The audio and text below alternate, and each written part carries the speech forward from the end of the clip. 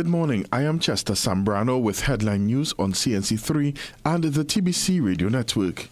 Aden Batiste, a 16-year-old Form 3 student of Moruga Secondary School, is dead. This after a stolen car, in which he was a passenger, crashed into a lamppost near his grandmother's home in Moruga on Sunday morning. His death comes just days after 15-year-old Idris Hossain also died in an accident on the highway after he took his father's motorcycle for a joyride without permission. Aden's mother, Dana Molino, was too distraught to speak, having lost her only child. Aden's aunt says her sister is inconsolable. My sister is supposed to eat every day because that's the only child she have. And them share that love, them share that bond together. We grow in love, we grow in peace. We people have peace. They can ask anybody around this community. Prime Minister Kamala Persaud-Bissessar departed Trinidad and Tobago for the 51st CARICOM Heads of Government meeting in St. Lucia alongside 3 government ministers. During her absence, Works and Infrastructure Minister Jolene John will act as Prime Minister. The summit marks the first under the chairmanship of St. Lucia's Prime Minister Philip Jean-Pierre, who takes over from St. Kitts and Nevis Prime Minister Terence Drew. To some other news, a 23-year-old Venezuelan man was shot dead and another man wounded outside a bar in Pinal early on Sunday morning, just meters away from the Pinal police station. Police say officers on duty heard gunshots around 2:25 a.m. and rushed to Clark Street, where they found Rafael Couture Alexander lying with fatal gunshot wounds near Sips and Chill Bar. The second victim, 32-year-old Thomas Willis, was shot in his thigh and was taken to the Superior Health Facility for treatment. Police believe the killing may be drug-related. Investigations are continuing. One resident says he is concerned that the killing happened so close to the police station and said he is wary of the crime situation. It's obvious, must worry about it. It's obvious. But you can't stop it.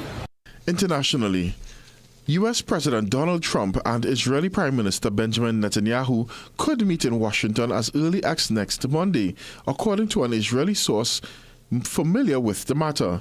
The two leaders have not met in person since before the war with Iran. If the meeting goes ahead, Trump and Netanyahu are expected to discuss the next steps in the ongoing conflict, as well as a proposed new security agreement between Israel and the United States. The current deal provides Israel with nearly $4 billion annually and is set to expire in 2028. In a recent interview with Axios, President Trump also referred to Netanyahu, saying he knows who the boss is. Well, stay tuned for another news update at the top of the hour and for comprehensive coverage in our midday newscast and major newscast at 7 p.m. on CNC3.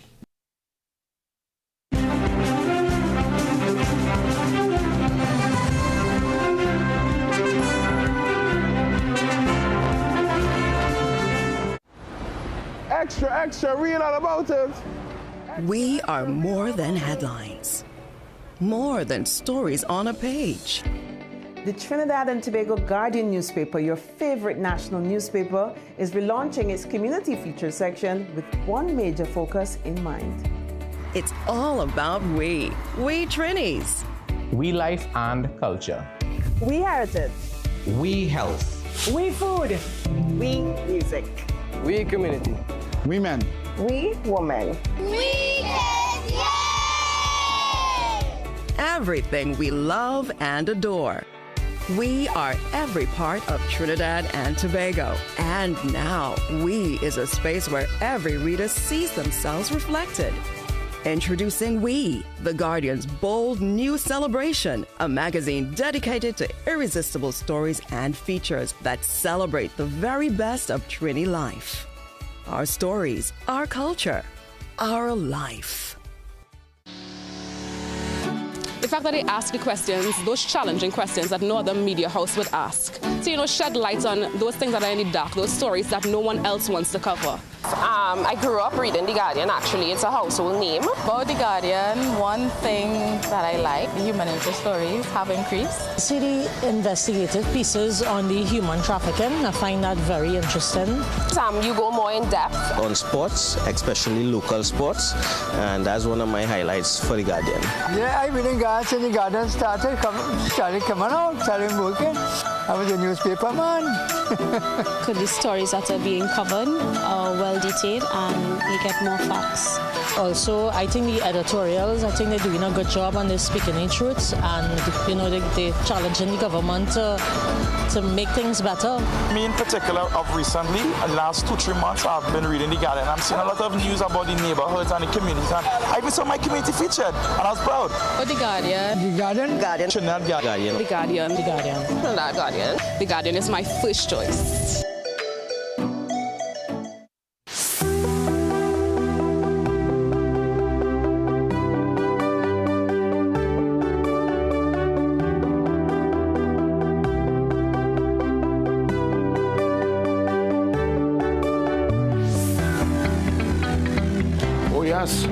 Running in this morning, let me tell you, straight from the vehicle into the building to studio, it is one of those extremely wet wake-up mornings in Trinidad and Tobago. Not too sure what's happening in Tobago. Tobago could check in during the course and let me know. But it is extremely wet outside. Lots of rain from wee hours in the morning straight into this early after six time check.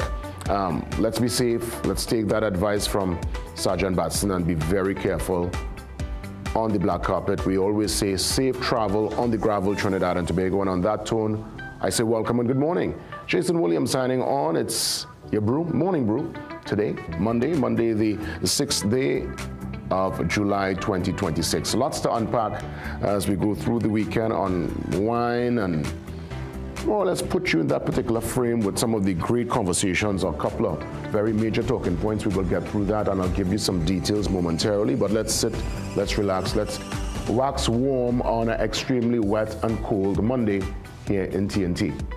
As per usual, front page of the Trinidad and Tobago Guardian is where I start. We're looking at a development from the Southland in Moruga. Fatal ride and stolen car, family in grief after 15-year-old boy. I mean, he's not even, well, I say boy, young man, he's not an adult. It's a youth, you know. He was killed in early morning crash. A really unfortunate circumstance. Again, details still coming in.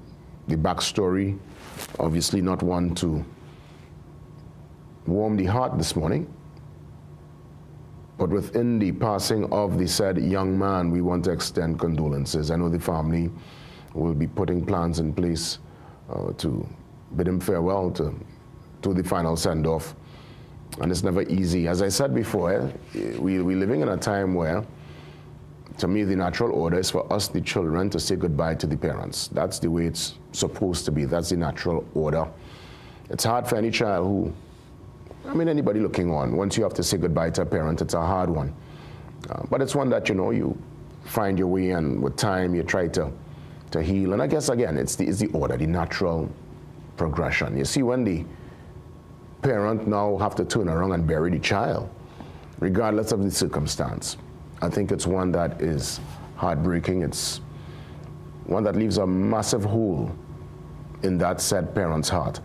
And that's why I always offer condolences and offer, you know, strength. Even though I might not know the particular people on a personal basis, I urge those who do know them to really lend their shoulder, lend their support. And it's not just for this process. We're talking here for the weeks and for the months and for the years to come. And we're seeing so much of that in Trinidad and Tobago. The parents having to say goodbye to their children. So it's a tough one. And I know Moruga and the Southland, they're reeling. I'm watching another development here, of course, as we shift towards the political discussions. And to give some clarity later on, Dr. Shane Mohammed is stepping in to treat with CARICOM heads of government meeting. It's happening in St. Lucia. You're seeing the Prime Minister on the front page as she makes a late summit entrance. That's right, the Prime Minister, Kamala Persad Bissessa, She made her arrival at the 51st Conference of CARICOM Heads of Government, flanked by seeing the likes of Nicholas Morris there, Minister in the Office of the Prime Minister, and Randall Karim, head of the Foreign Service. Her arrival came after CARICOM Secretary General, the one who they're talking about, and the Prime Minister does want to be in her particular seat, Carla Barnett, had concluded her opening remarks. So based on what I'm seeing here, the Prime Minister came in only after the Carla Barnett General would have made her remarks. So again, you know, lots of moving parts, tension in the room. Sure, you could probably cut it with a knife or scissors. But then again, to give that clarity, Dr. Shane Mohammed, political analyst, will step in to give us the significance of this meeting and what really comes out of these. Because, I mean, it happens every year. Remember, at the big 50th last year, they had that big meeting there, I think it was St. Kitts, right? St. Kitts and Nevis, and coming out of that had a set of who didn't go this particular engagement, who didn't wear the jersey. Oh, goodness. I mean, it's never a dull moment, huh?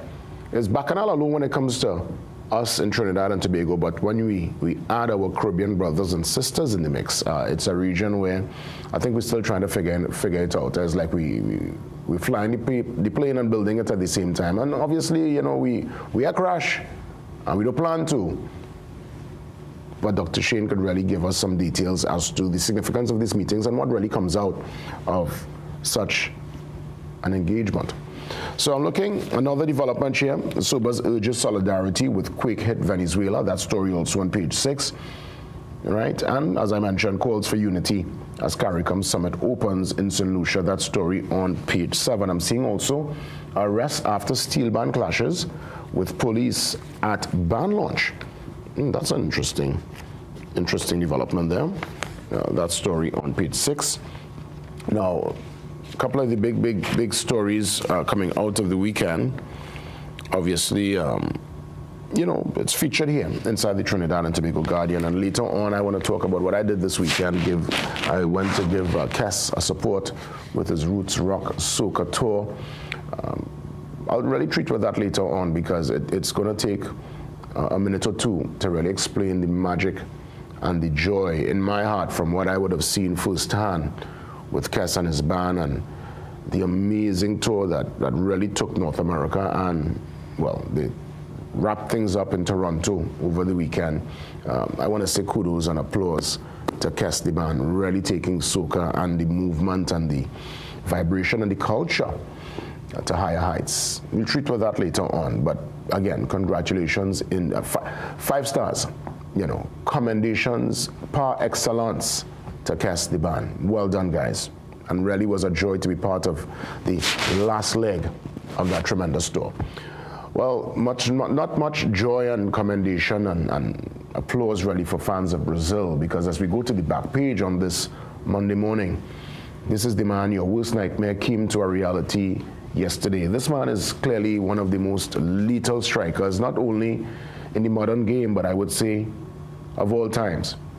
He is clinical, he is ruthless, and he's the man of the moment. We're talking about Haaland, the Viking himself.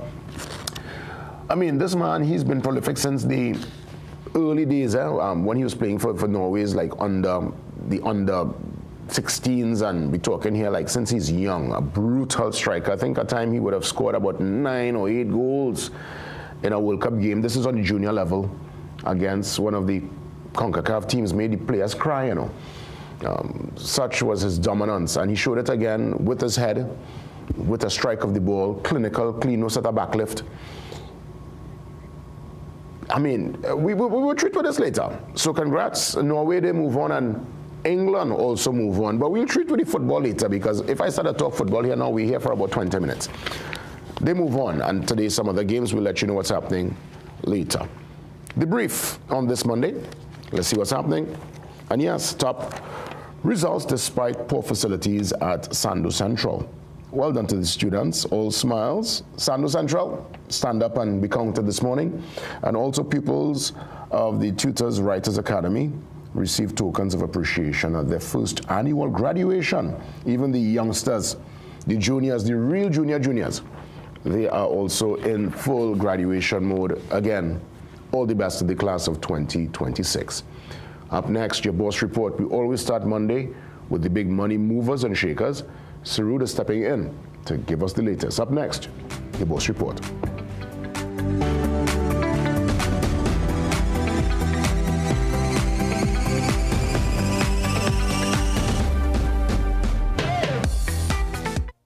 Heart disease is the #1 cause of death in Trinidad and Tobago, driven by two silent threats, diabetes and high cholesterol. But now there's a powerful ally, introducing Berberine Plus by Asia Nutrition, clinically proven to stabilize blood sugar and keep cholesterol levels in check. With 99.9% pure extract, you get superior absorption and real results. Available now at Pennywise and leading pharmacies nationwide. Berberine Plus, your heart deserves better. Get ready for the biggest business-to-business event of the year. The Trade and Investment Convention, July 9th to 11th at the Center of Excellence. Connect with buyers, distributors, and decision makers from around the world. Register today at www.ttma.com/TIC.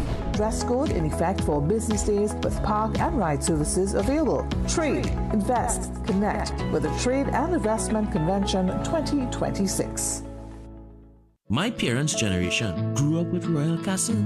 From the first restaurant in 1968, when that distinctive, tempting aroma hit the air. Like never before, fried chicken with a special blend of local seasonings and a one-of-a-kind flavor down to the bone. Today, Royal Castle still have that same delicious taste, and I love it too. And the kids, they have more to enjoy. For me, the castle is more than just nice food. It's we own, part of me and you, and is the real flavor of TNT. I got a bone to pick with you. Ladies, I'm talking about that 90-day thing. Well, so how that's bothering you? Oh, but tell you how it's bothering me. I figure like this, ladies, if you're in your 20s, wait 90 days. If you're in your 30s, wait 60 days. If you're in your 40s, wait 30 days. But if you're over 50, jump on it.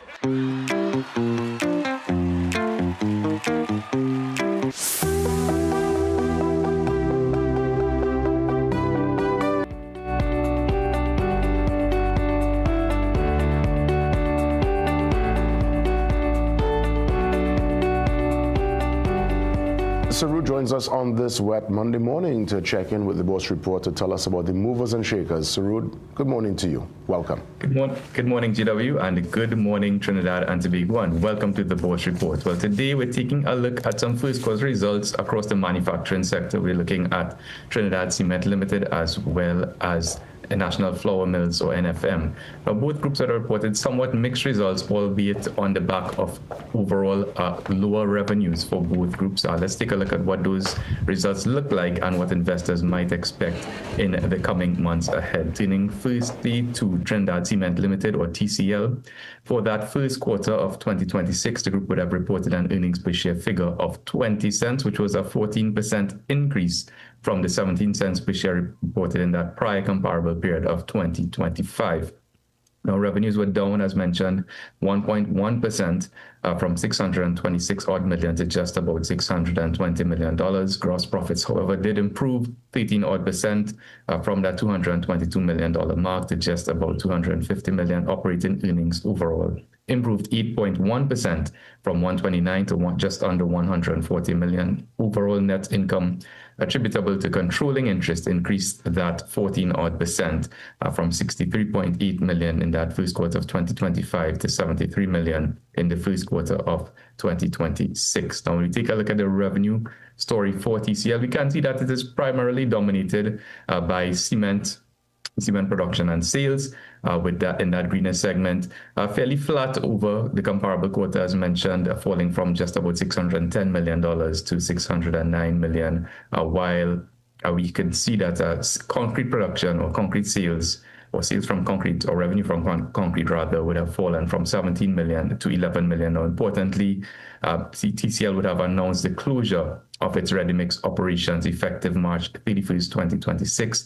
which means that going forward, their primary focus will continue to be on cement production and sales, which should lead to some one-off costs in the medium term or the next couple of quarters as that subsidiary is closed, with perhaps improved margins over subsequent quarters. Speaking of margins, we can see that TCL's margins did improve over the comparable quarters from 2025 to 2026, with gross profit margins actually improving from 35.4% in that tealish color to 40.5%. Operating profit margin also improved from 20.7% to 22.6%, while profit before tax margin also improved from 19.8% to 21.6%. What does that mean for shareholders? Well, it means for every dollar of revenue generated, of course, TCL is managing at this point in time to convert that into more dollars in terms of profits for shareholders and investors alike. Now, at a price of $1.80 per share, TCL is trading at that price earnings ratio of 18.6 times, which is above the sector average of 12.9 times, and offers investors a dividend yield. Well, this is actually a type which should be around 6.7%, which is slightly below the sector average of 9.7%. So on the basis of relatively stable revenues, although marginally lower for the comparable quarters, but improving margins and keeping an eye on those elevated valuations, BOS is going to maintain a market weight rating on TCL for the time being with a stable outlook. Turning very quickly to NFM, or National Flour Mills, for its first quarter of 2026, the group reported an earnings per share figure of 9 cents per share, which was a 21.7% decrease from the 12 cents reported in that prior comparable period. Now, like TCL, we saw a decline in revenue for NFM of 2.8% from $129 million to just under $126 million over the comparable quarters. Gross profits actually improved marginally from 41.2 to 41.9 million. Ultimately, however, profits after tax did fall at 21.7% from 13.6 to 10.7 million, primarily on a fairly significant increase in selling and distribution costs, which would have been built into other operating expenses. When we take a look at the revenue trends for NFM over the past few quarters, we can see it has been somewhat of a bumpy ride. After a 28% increase in that first quarter of 2023, it has bounced between decreases and increases over the past few comparable quarters, down 10.3% in the first quarter of 2024, marginal gain in 2025 of 1.9%, and that now a 2.8% decrease over 2025 in that most recently concluded quarter. NFM's profit margins remain somewhat mixed. We can see that there was generally an increase in the gross profit margin from 31.8 to 33.3%. However, operating profits and profit before tax margins declined from 13.2 and 13% respectively to just over the 12% mark, 12.1% in fact, on both counts for operating profits and profit before tax. So at a price of $1.54, NFM is trading at a price earnings ratio of 4.7 times, which is well below the sector average of 12.9 times, and offers investors a dividend yield of 7.8%, slightly below the sector average of 9.7%. So with those improving cost efficiencies in mind, lower revenues, however, and that higher taxation expense, as well as global economic uncertainties, BOS is maintaining a market weight rating on NFM for the time being with a watch outlook. Well, that's it for this week's edition. For more information, you can give us a call at 226-8773 or to BOS. Email us at info@bosfinancial.com. And of course, you can check out our website where all of our research is absolutely free at bosinvestment.com. And you can catch this article in today's business section of the Trinidad and Tobago Guardian newspaper. So until next time, stay safe, happy investing, and we'll see you again on the BOS Report.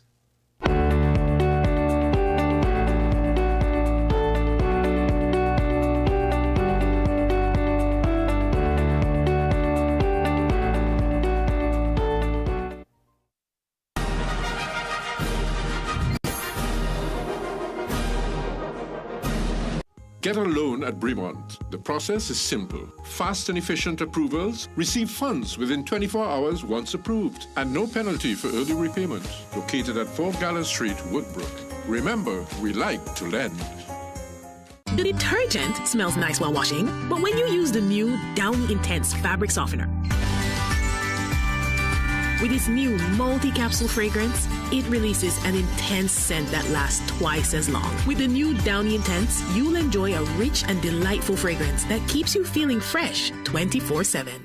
Recession have you down? Don't lose hope. Head on down to Tire Clinic for the recession deals. Big savings with our road hazard warranty on Dunlop 2021 Falcon tires. Available at Tire Clinic, Cuba, Chaguanas, and Pleasance Park. Tire Clinic, a tire for every need. Call 636-8973 or 636-2958. It ain't have no shame in crying, no matter your age or sex, or laughing and kicking for that matter. It's when we keep things in, then the pressure does start. You need to express yourself.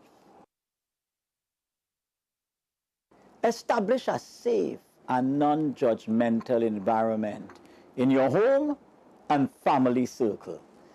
Your child should feel comfortable, not afraid to discuss their feelings with you. Be open in expressing your feelings, as well in open and honest conversation. Always respect each other's emotions. At the end of the day, do your best as parents. Share if you found this useful. Like and follow our profile for more parenting tips. The letter of the day is F for feelings. How can you do this? You know we're already struggling and now you want to add to our problems too? Of course you're back here. Ma'am, please, I hope you listen to me. I know that for someone like you, it must be a whole lot of fun to go out and get drunk.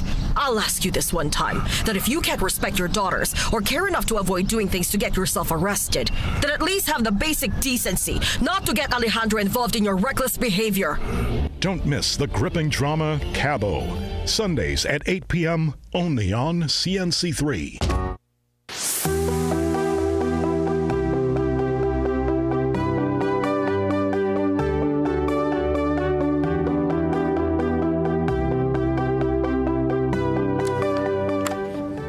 Dr. Shane Mohammed, political analyst, joins me on this Monday morning. Dr. Mohammed, as always, great to have you on the program.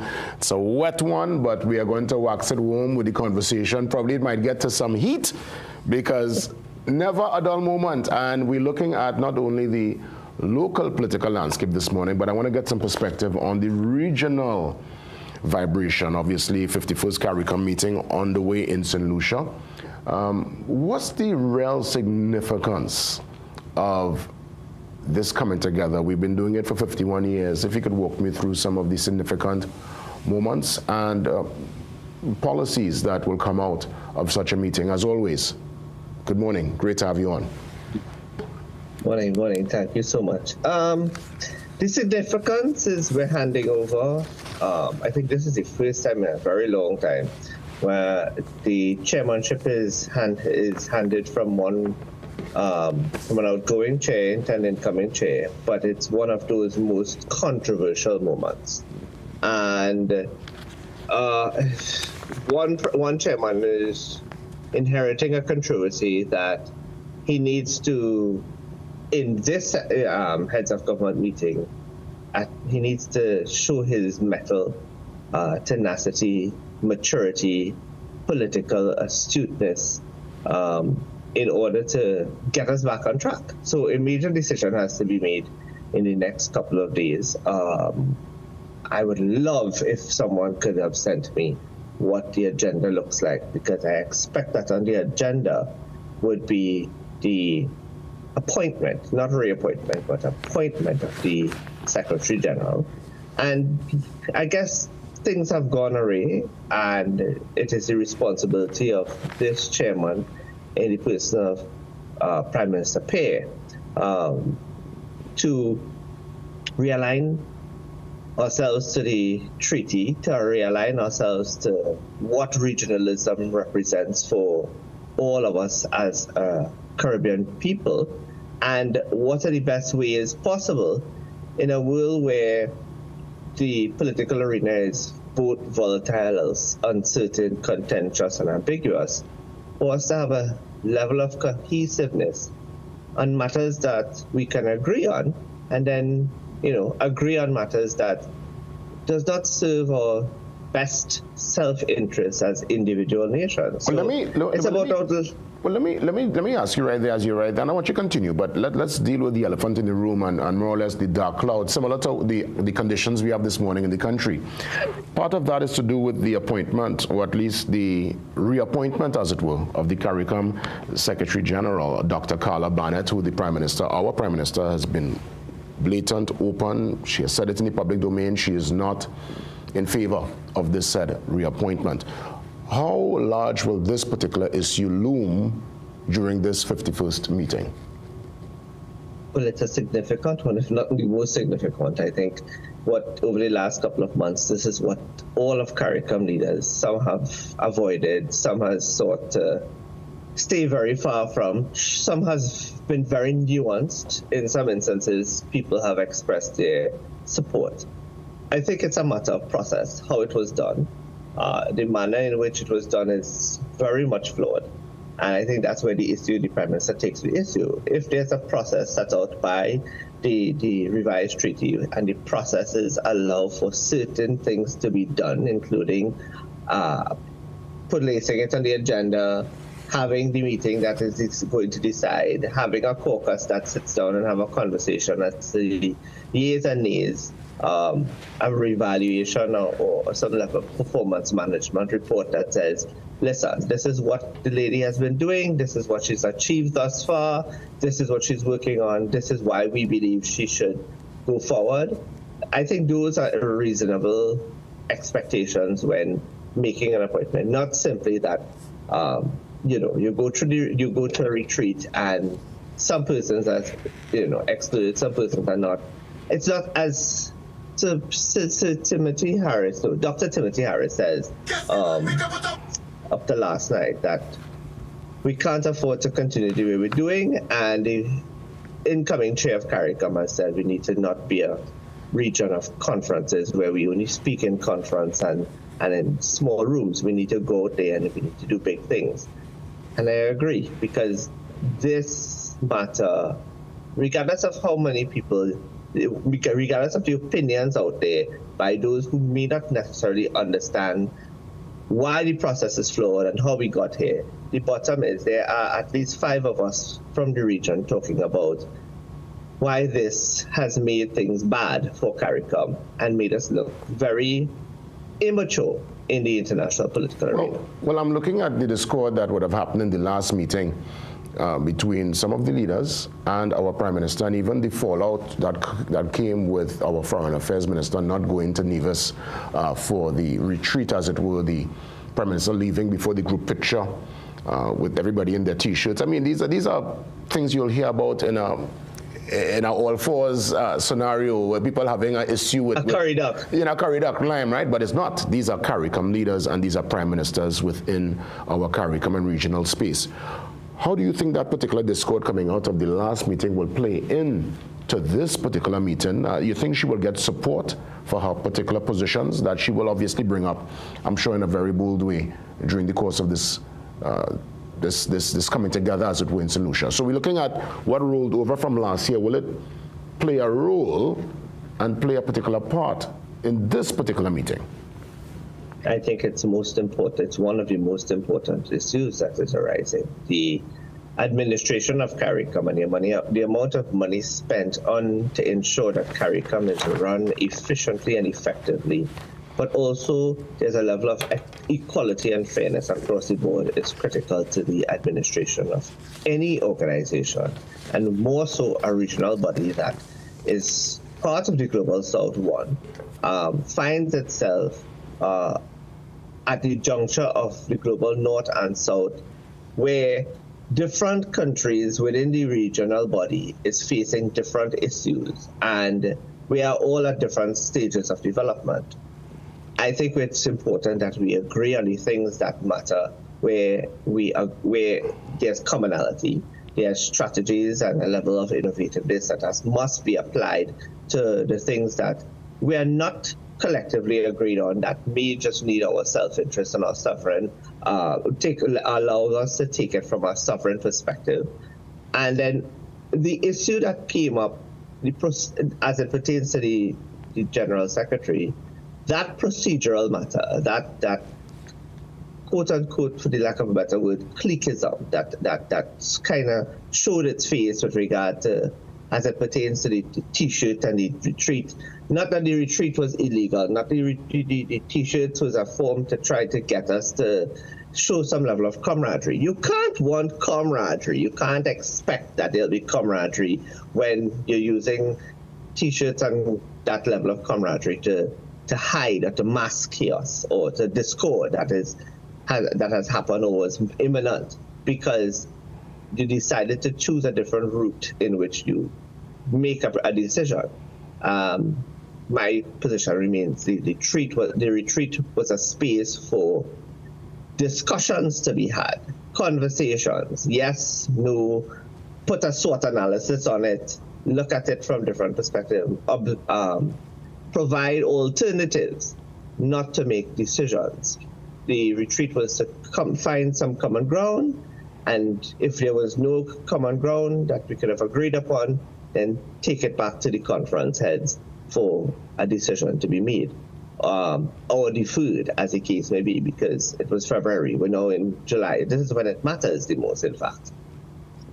Well, you see, I'm looking at, again, the developments, what rolled out from that, the fact that the Prime Minister left before time, the Minister with the responsibility for CARICOM and Foreign Affairs was not there. This whole, back and forth, the picture was not taken. And I'm seeing, obviously, where the Prime Minister strategically, again, this is based on what I'm seeing via The Guardian, she made a late summit entrance. I don't know if it's based on her arrival or if she strategically decided to come after the General Secretary made her remarks in the room. What's your take on the timing of her entrance into the summit yesterday?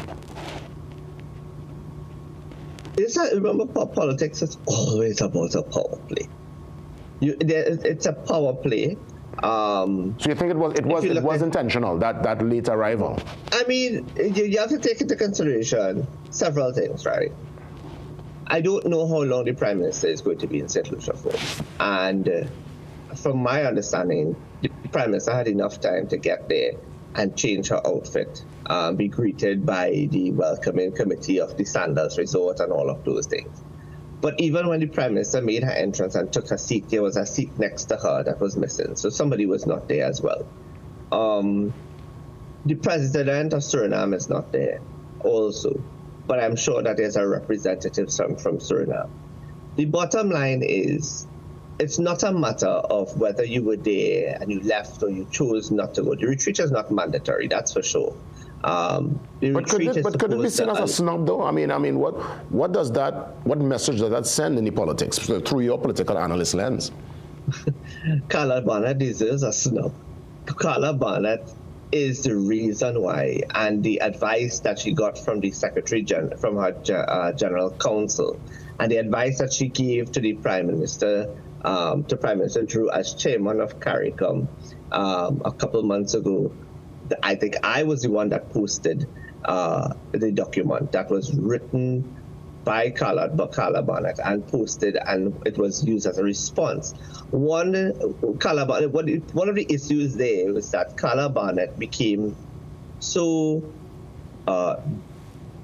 flawed, I should say. I'm using words, politically correct words, that she didn't realize that even within her own secretariat, within her own organization, eyebrows were being raised that you are at the center for controversy. You may very well have been the orchestrator of the controversy. You should have recused yourself. You should have said to your chairman, as the administrative head of the organization, Prime Minister, this touches concerns me, and I think that I may not be the very best person to deal with these matters administratively. I would recuse myself and allow someone else. I have two deputies.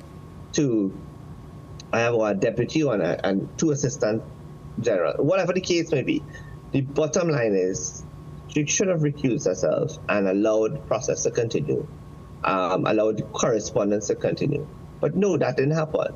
So, it's not just simply a holding a grudge. It's not simply that Prime Minister Prasad has something against her.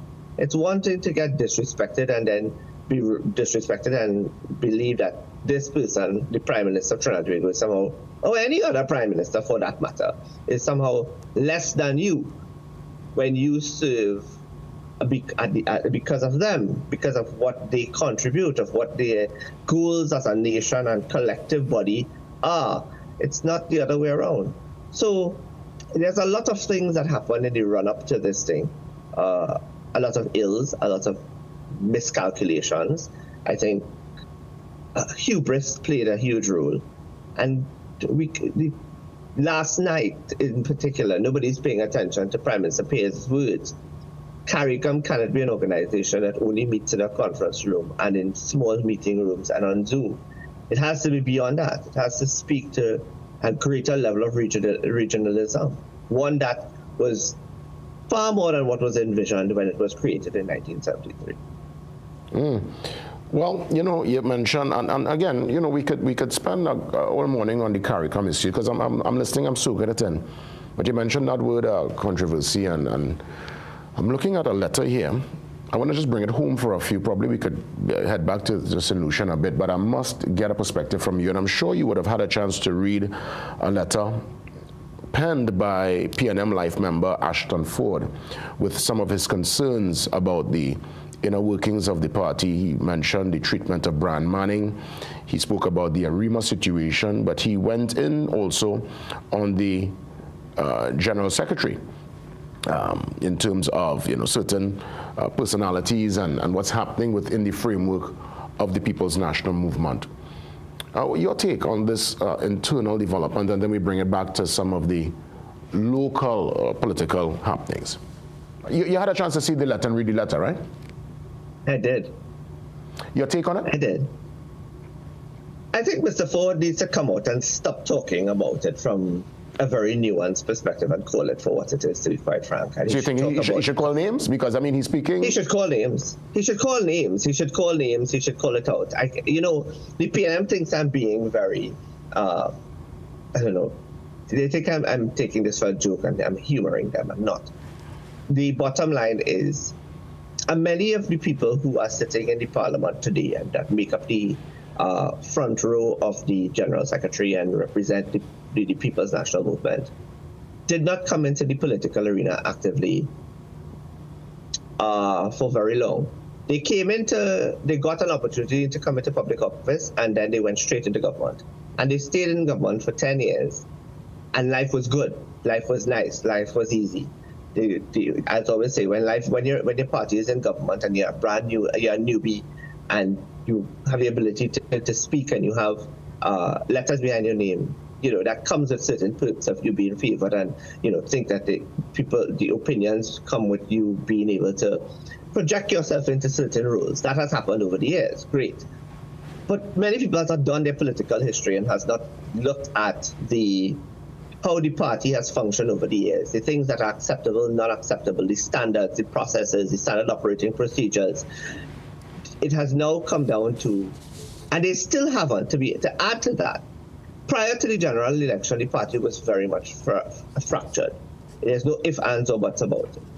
I think one of that is one of the reasons. In fact, I believe that is one of the reasons why the party triggered an early election, because it couldn't hold itself together anymore. There was disrespect that was happening behind the scenes, and the only other option was to save face, was to call a general election and take the chance. And look where that has us now, right? We'll have them now, in fact. Having said that, in the 14 months post the general election, the party has not come together even there's less cohesiveness within the party. In fact, now the party is split 3 ways instead of 2 ways. And that is because now we're having concerns about the General Secretary. We're having concerns about people wanting control of the party, wanting to control the political leader. We have situations where persons like Mr. Ford is getting up and saying, but wait, we voted for the lady to become the opposition leader, and many people are prepared to still give her a chance because she's still, you know, very much new to all of this. However, she's not new to the political arena, not new to the political organization. And as such, there are persons who are saying, including Mr. Ford, that there needs to be a greater control and a greater level of leadership and decision-making by the political leader as it pertains to matters, including when there's a cuss-out and almost coming down to blows at General Counsel, as per last Monday. There needed a decision to be made. People need to be put out of the room. Those who were instigating the argument should have been, told to hush, and she should have taken control of the meeting. And I think that is what Mr. Ford is referring to altogether 1 week after the fact. And do you think, in that regard, his words got the political weight? And we're talking to Ashton Ford, PNM Life member. Does his words carry that kind of weight to create any kind of influence, any kind of role in the clearly what would be internal election coming up at some point in time? These words could influence it could shift the room in any way? Jason, when a political party is in opposition, the leadership must be able to meander the good, bad, and indifferent, and must be able to understand the environment, the ecosystem that he or she is operating in. And as such, must be able to make decisions or show a level of leadership that engenders internal trust and confidence. And Mr. Ford is now someone who's a former Arima mayor, former Arima MP, if I'm not mistaken, a former vice chairman of the party, all of those. So he's held the party, the roles at the various ranks. If you are prepared as a party to discard the words of a man who has held a leadership role at different levels within your party structure, if you're prepared to ignore his words and his concerns, then what is happening within your party? You are throwing away institutional knowledge. You're disregarding institutional processes and procedures, and you are going to, almost coming down to descending to blows, will the next time come to descending to blows. So there needs to be a level of control. There needs to be somebody needs to be reining, and the person to do all the reining in has to be the political leader. And this is a test of her mettle as the political leader. And I'm saying this not as an attack to the lady, but I'm saying this to say, hey, people have been in and out of your party, are willing to give you a chance, and you need to step up to that challenge. Otherwise, when you're in opposition, opportunities are going to come for other options to be available. As you mentioned that would reining in, let me switch it to the UNC side of the discussion. At what point do you think the Prime Minister will rein in some of her ministers regarding their utterances, remarks? Yes, there are lots of different concerns that they're coming up. Obviously, people are looking at the state of emergency, the economy, but I know a major concern among the citizenry is in terms of the tenor, the tone, the language they're seeing online and in the public domain by people who hold high office. We have never seen that style of politics before, that kind of loose argument, as it were. Why do you think the Prime Minister, she has not been able to rein in some of these loose talkers thus far? Maybe you don't have to call no name, everybody know. I mean, if you had to be living up El Tikush or somewhere down Shakari behind some mountain to not know who we're talking about. Why do you think she's not reining in? These people are being given free rein to say what they want. When you compare the 2010 to 2015 period, she reined in 20 plus ministers, and that didn't all go well for her. People discarded her leadership, and she lost the general election in 2015. And one of the reasons why people talk about her, why they didn't vote for herself, because she showed weakness. She fired 20 ministers. Yes, but in firing 20 ministers, those were ministers that she really and truly said had enough of, or they were not functioning, or were not high performance ministers, or they were there just not executing as they ought to, or there were some ministers found themselves as collateral damage. Either way, they were playing the politics wrong. She did what she had to do. In this instance, I think it's a matter of she will do it when people least expect it, and she will do it on her terms and in her conditions, and that when she does, the individuals who we are referring to cannot say that they were not given 1 chance, 2 chances, 3 chances, 4. A warning, maybe a little bit of a ease up when she traveled, and then, So I think when the hammer drops, it's going to be cataclysmic. And I've always said this: do not underestimate the Honorable Prime Minister. Her politics at a different level, and she's at the point where there are certain things that she wants to be done, or she wants to get certain things done from a country perspective, from a realignment of processes and procedures perspective, putting down some, there's some roads that went awry, and we need to probably, cut those roads and find a new pathway for them. But the bottom line is the governance infrastructure and the governance framework needs some amendments. And I think we're on that path to it. It's going to take some time. Interesting. Interesting is that you believe there would be some consequences. So I guess, you put it out there. We'll see in the weeks, months, years ahead. There must be. But let me ask you, as you mentioned, consequences. Part of, I guess, losing an election is probably losing some of your benefits and all the accolades that come with it. And I know the diplomatic passport is one that former prime ministers and diplomats would have been afforded. Have you ever heard of this development before? And more so, when the prime minister was opposition leader, did she also have access? I mean, you might have a deeper understanding. Just your take on this diplomatic passport circular argument that's in the public domain at this point in time. I've been listening and reading from veteran diplomat on diplomatic passports. And there's one line that was very much important, that when courtesies become expectancies, so something of that sort, so diplomatic passports are courtesies for formers, and it's the right, quote-unquote, the right thing to do, right? If a diplomat decides to not, former decides to not have a diplomatic passport, our protocols still dictate that former prime minister, especially X or Y, is traveling, or former first lady is traveling, or whatever, and therefore, certain courtesies will be extended. I think the switching from a diplomatic passport to an official passport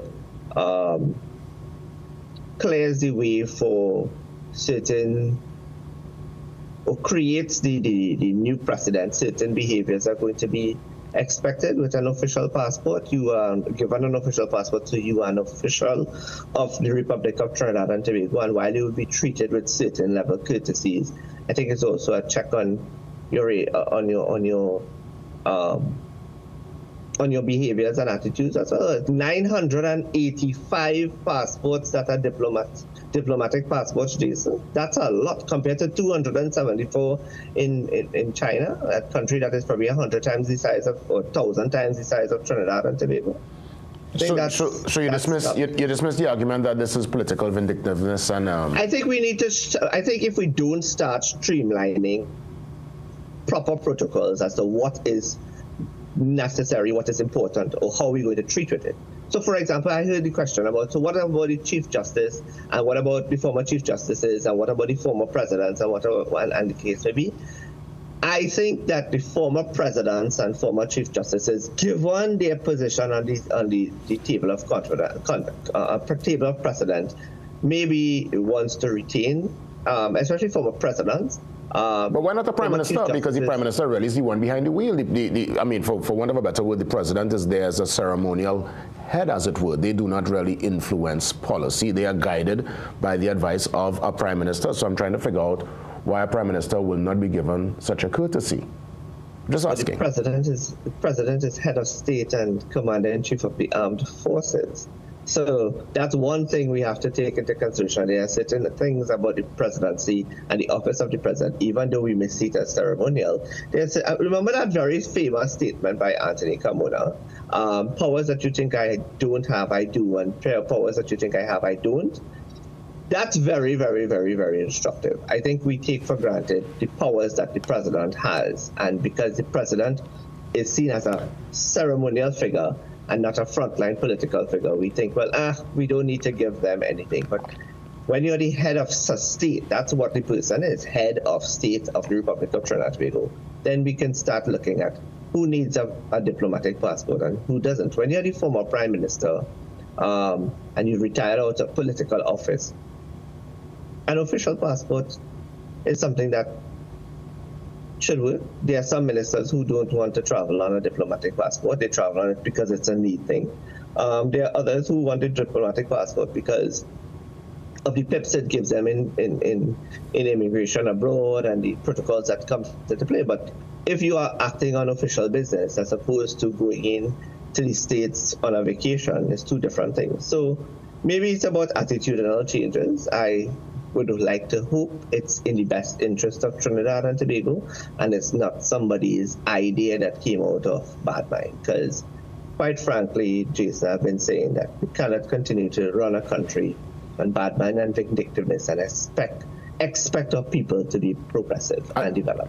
Yeah, well, I mean, you know, it's interesting times, huh? We've run out of time, actually, but we will keep the conversation going. I want to thank you as always, man, you know, for the perspective. Thank you so much for having me. But the next couple of days, CARICOM is going to be exciting, and I hope we get it right, finally. Yes.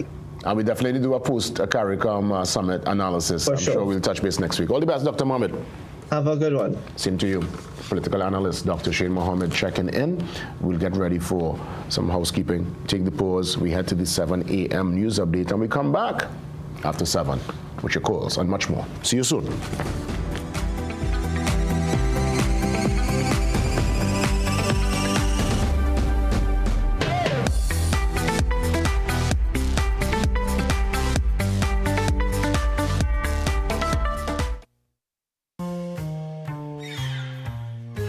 Things don't always go as expected. Be ready with Trinry for auto, home, business and group life. Call us at 800 TRIN or visit trinry.com today. Huge insurance premium. Pay your premiums bit by bit with FlexiPay from Trinry. For more manageable auto, home and commercial insurance payments, call us at 800 TRIN or visit trinry.com today. Trinry. Premier insurance coverage for less. At Cruise Inn Hotel and Yachting Center, we're all about time. In fact, once you check in, there's no time to lose. Reconnect with a little family time. Make a splash with some pool time. Spend some treasured quality time. Or just immerse yourself in some quiet time. Indulge your senses at dinner time. We even have the perfect venue when it's your celebration time. So it's high time you visit Cruise Inn. Choose our day pass or call 607-4000 to make your dinner or hotel reservations or to find out more about our event spaces. Take a time out at Cruise Inn Hotel and Yachting Center.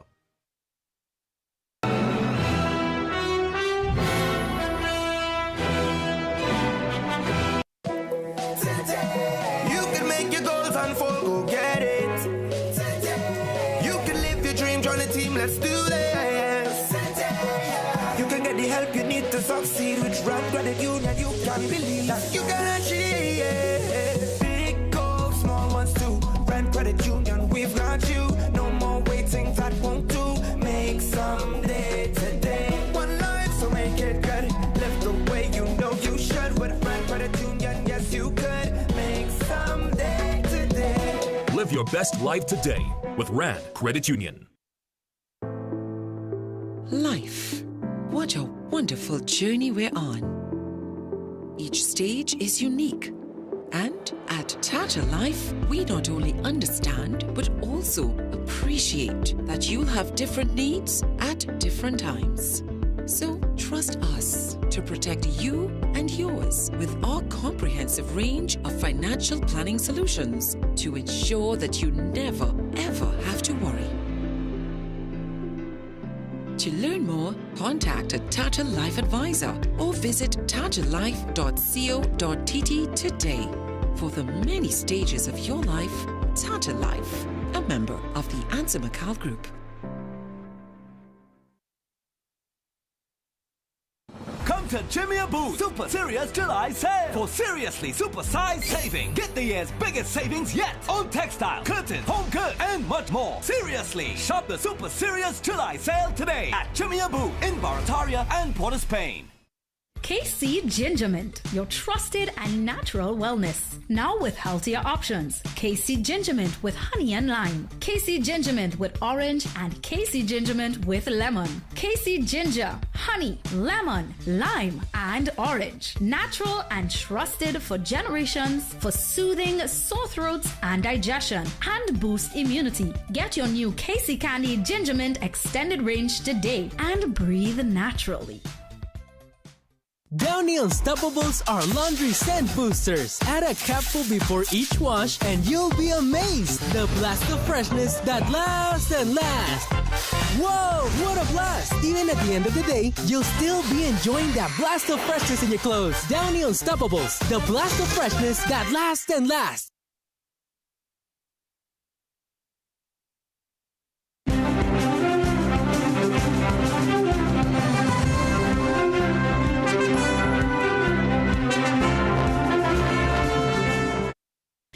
Good morning, I'm Doris Polo with headline news on CNC3 and the TBC Radio Network.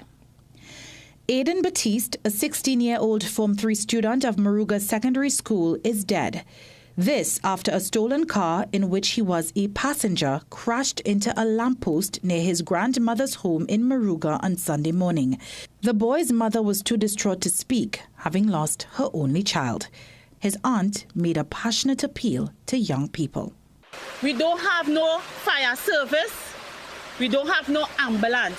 24 hours. We don't have that. So when you have to wait for ambulance to come from so far and the fire service to come, well, I believe there's no recent open one in Princestown to come up the road. When it take that time, that at least 45 minutes to reach Moruga. His death comes just days after 15-year-old Idris Hussein died in an accident on the highway after he took his father's motorcycle for a joyride without permission. Foreign and CARICOM Affairs Minister Sean Sobers is hoping that a wreath laid in honor of the victims of the recent twin earthquakes in Venezuela can stand as a symbol of friendship between both countries. Two powerful earthquakes hit the South American country on June 24th, killing almost 3,000 people. The wreath-laying ceremony, which took place on Sunday at the Venezuelan embassy in Port of Spain, was also a tribute to that country's 215th anniversary of independence. A 23-year-old Venezuelan man was shot dead and another Venezuelan wounded outside a bar in Pinhal on Sunday, just meters from the police station. Police said officers on duty heard gunshots around 2:25 a.m. and rushed to Clark Street, where they found Rafael Alexander lying with fatal gunshot wounds near Sips and Chill Bar. The second victim was shot in the thigh and was taken to the Siparia Health Facility for treatment. Police believe the killing may be drug-related. A motive has not been established for the murder. Also on Sunday morning, a man was shot and killed during an altercation with another man in Lacano, Santa Cruz. Reports indicate that around 2 a.m., the two men were involved in a physical altercation which escalated. One man allegedly used a hammer to attack the suspect, who reportedly pulled out a gun and shot him 3 times in the chest before fleeing. The injured man collapsed and died at the scene. The hammer and 3 spent shells were recovered. Internationally, President Donald Trump and Israeli Prime Minister Benjamin Netanyahu could meet in Washington as early as next Monday, according to an Israeli source familiar with the matter. The two leaders have not met in person since before the war with Iran. If the meeting goes ahead, Trump and Netanyahu are expected to discuss the next steps in the ongoing conflict, as well as a proposed new security agreement between Israel and the United States. The current deal provides Israel with nearly $4 billion annually and is set to expire in 2028. In a recent interview, President Trump also referred to Netanyahu, saying he, quote, knows who the boss is. Stay tuned for another news update at the top of the hour and for comprehensive coverage in our midday news and major newscast at 7 p.m. on CNC3.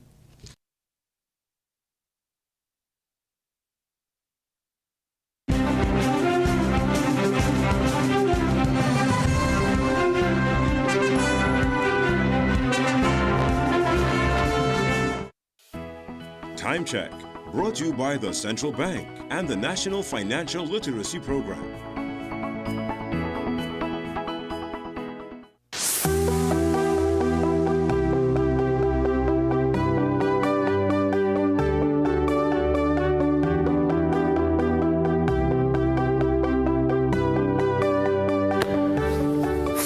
After 7 on this wet Monday. Is it going to continue during the course? Let's get some details from Sigoni for our weather report, a much anticipated weather report for today, Monday. Sigoni, good morning.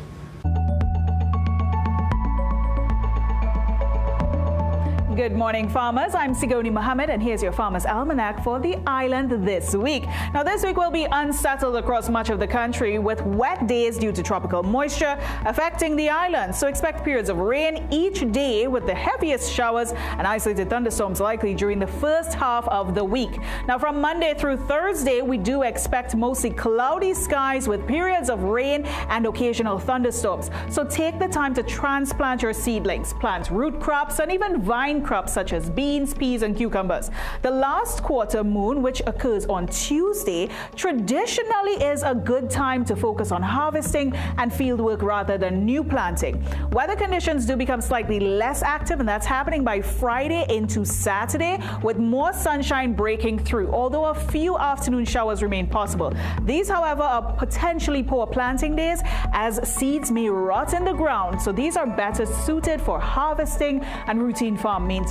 Even with the rain, temperatures will stay warm with daytime highs around 32 degrees Celsius, while humidity will make it feel hotter and increase the risk of fungal and bacterial diseases in crop beds. Now, Tobago farmers should also continue conserving water as drought concerns remain a big issue in the southwest despite this week's rainfall.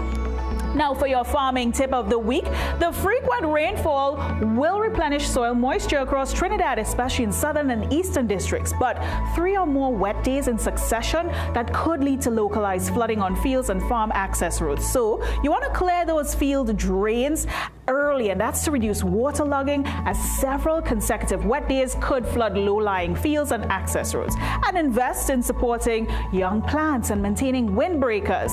And that's going to happen because we're going to have gusty winds accompanying thunderstorms, which may damage exposed crops. So farmers, use this favorable planting days ahead in the early part of the week and even into midweek, then shift to harvesting and crop maintenance as wetter conditions continue into the weekend. And that's your Farmers Forecast, helping you grow smarter every week.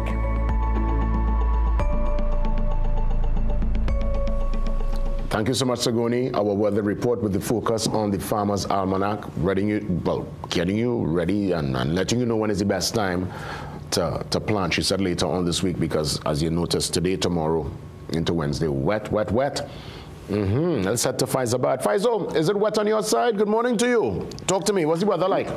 Hello. Morning, Faizo. What's the weather like in Faizabad this morning? Hello, good morning. Morning, Faizo. Welcome. Yeah, Brother Jason. Morning, morning. I was driving the other day, boy, and I know you just be a cultural ambassador.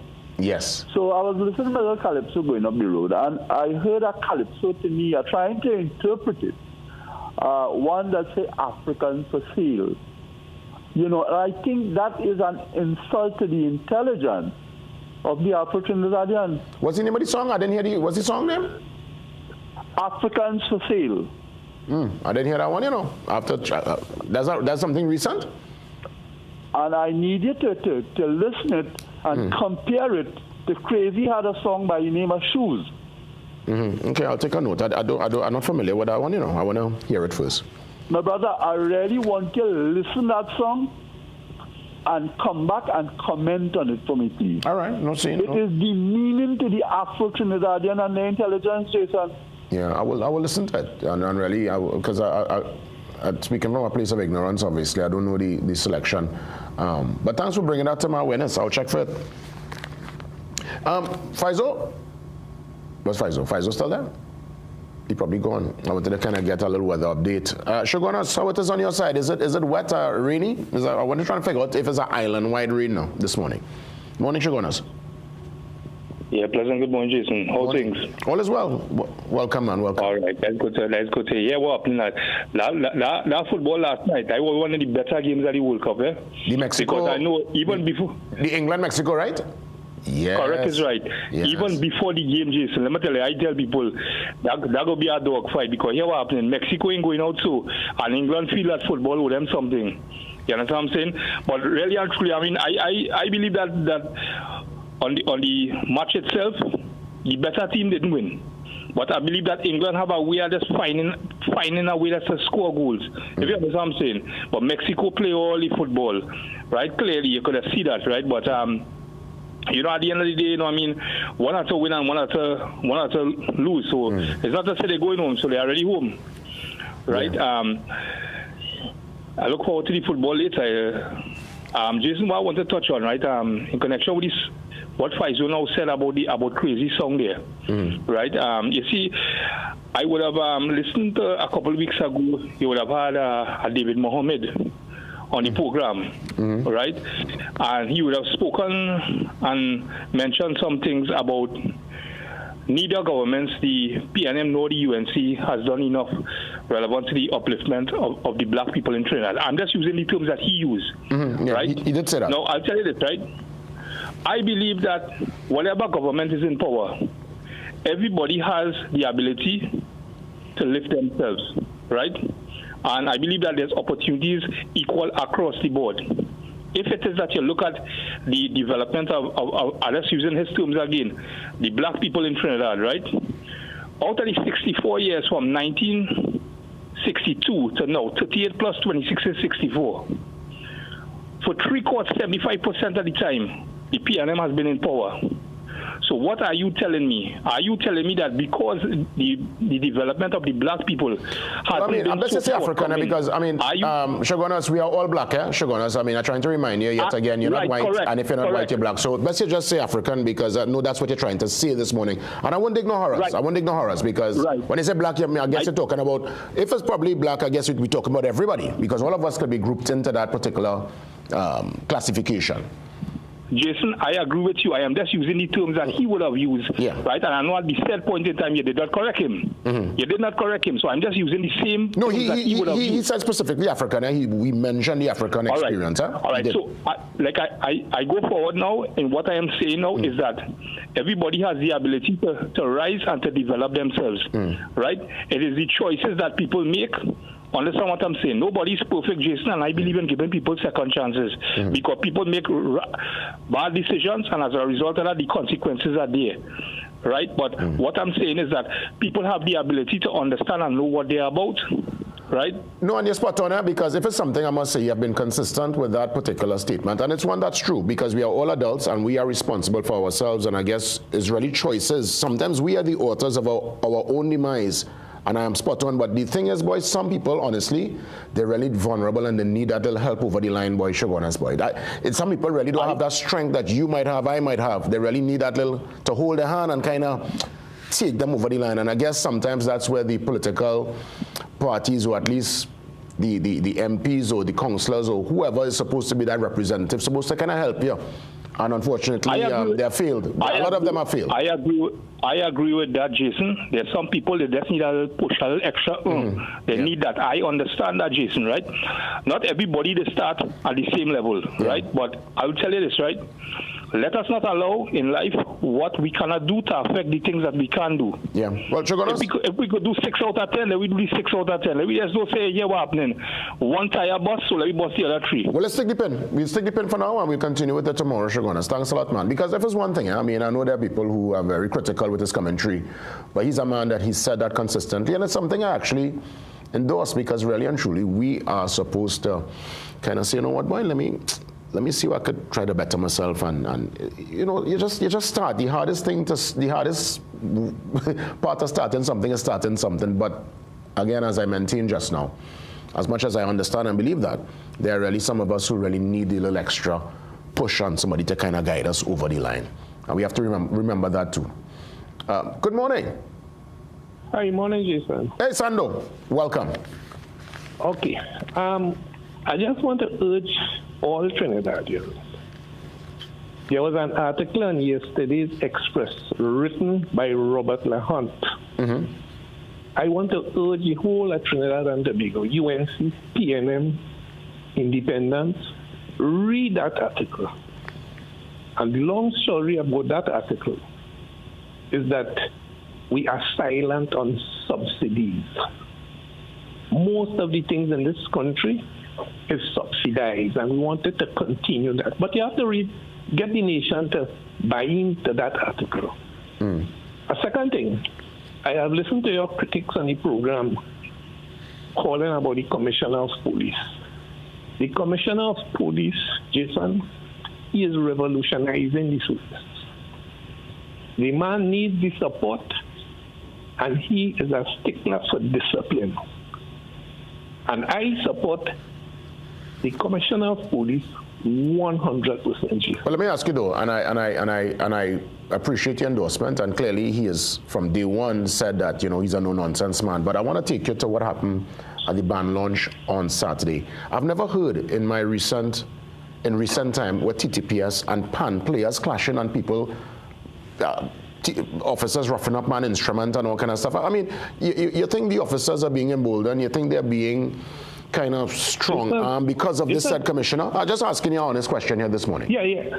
Jason, they had a license up to 2 a.m. This is the big problem in Trinidad and Tobago. You have a license up to 2 a.m. By 2 a.m. you have to cut. But isn't PAN traditionally something that people play to leave a party, Sando? No, Jason. The discipline in this society, you tell them 2 o'clock, they'll want to play till 3 o'clock. And that is what we have to stop in this country, Jason. We don't abide by the rules and the laws of Trinidad and Tobago. I understand that, but again, as we say, there's the letter of the law, Sando, and there's the spirit of the law. We have known for time and time again that when a party is over, you play woman on the bass. PAN is something that you usher people out. People leave to the PAN, No, Jason. 2 o'clock, you have to stop, Jason. I don't understand that. Full stop. 2 o'clock, we have to stop. That is the indiscipline that's taking place in the society, and it's going on throughout the country. Mm-hmm. We're breaking traffic laws every day. The police charge us for something, a defective vehicle with a defective number plate or a park light, we getting vexed for that. Why? We need to obey the laws of the country, Jason. No, I agree, Sando, trust me. But I'm just thinking, culturally, it's spirit of the law and what we have known to be a nice ushering out. That's a Trinidad and Tobago thing. When a party done back in the day, woman on the bass, people chipping out, you chip into your car with a little pan. That's what I know. No, Jason. The law is the law, and we need to obey the law. Full stop. Wow. And that's our national instrument, Sando. Imagine Jason, that. The law is the law. Wow. But still, it's an instrument, man. No. The law is the law. Well, I love my pan. Well, all right. But the law is the law. All right, partner. Well, I'm going to tell you.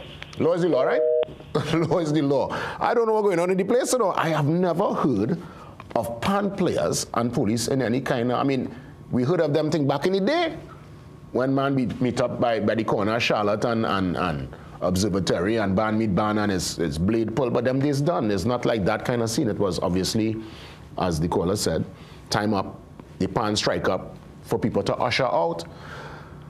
But I guess, they want people to, I guess at 2 o'clock is a hard, dead, stop, mute, silence, go to your car, go in your bed and sleep. So, I wasn't there. I need to get some more details. I'm going based on, the reports here in the papers and some of the little rumblings from people who would have been there. But I need to really, I'll do a deeper dive into this story. I'll ask some more questions to really get to the bottom of this. But I hear you, partner. Law is the law.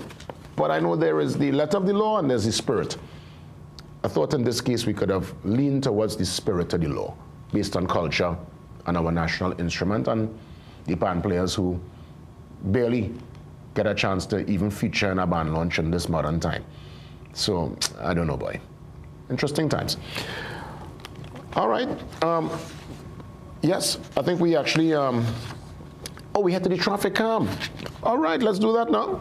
Let's see what's happening on the southbound. All right. It's looking kind of, it's clearly gloomy still. Gray skies.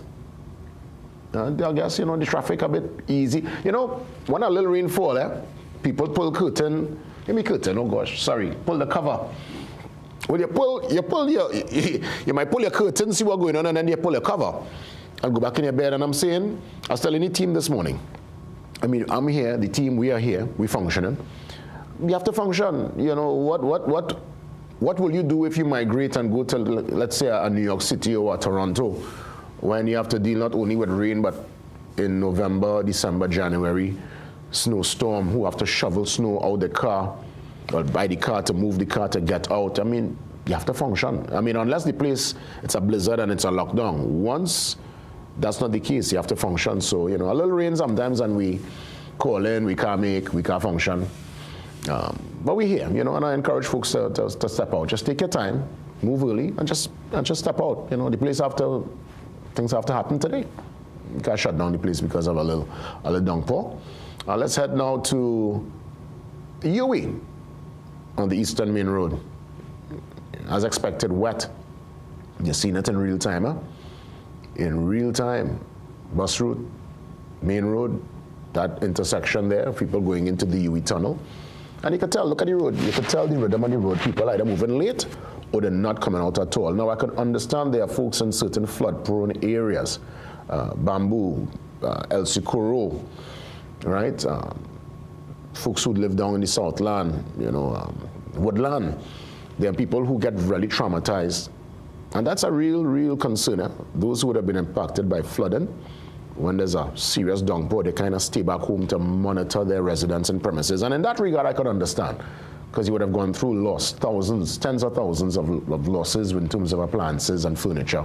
So you want to stay, you put your little sandbag and kind of monitor the rise. But for everybody else, if you're living on a mountain or you're on a high rise, come on, man, let's function. Let's go out and get the job done today. We are here. I would have loved to. Who wouldn't have loved to stay in the bed this morning, Sheldon? The nice warm bed. Oh, you mean? All of us, people balling for sure, but we have to function. We're here. Let's head to Ryson Road to see what's going on. No. What? Diego Martin and Pitty Valley still sleeping? Is this Ryson Road in real time? This is Ryson Road right now? Oh, no. Well, yeah, the West, people in the bed. It's a wrap. Diego Martin and Pitty Valley in the bed. Carona just sleeping this morning. What is this? This is Ryson. Fellas, this is all kind of fruit. This frame is frozen. No, it's not, because cars moving. I have not seen Ryson Road so clear at 7:21 on a Monday morning. School closed yet? School probably closed. Was that probably last week? Oh, so school closed? Okay, school closed. Okay, school closed. Because my son, when a child not in the system like that, just kind of lose track as to when school out and school closed. How to be? All right. So with that, we're getting ready. More discussions around the corner. Camille Swap is going to join me on the Zoom line. Camille is one who deals with adolescent development, and she's talking here about the impact of high expectations and transitioning from primary to secondary school. Camille Swap, she joins me next.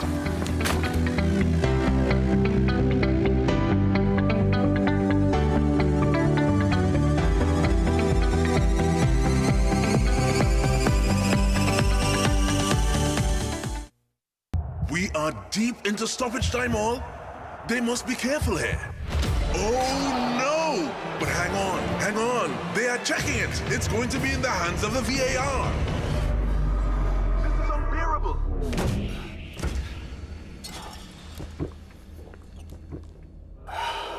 The goal has been reversed. They have felt everything it is possible to feel.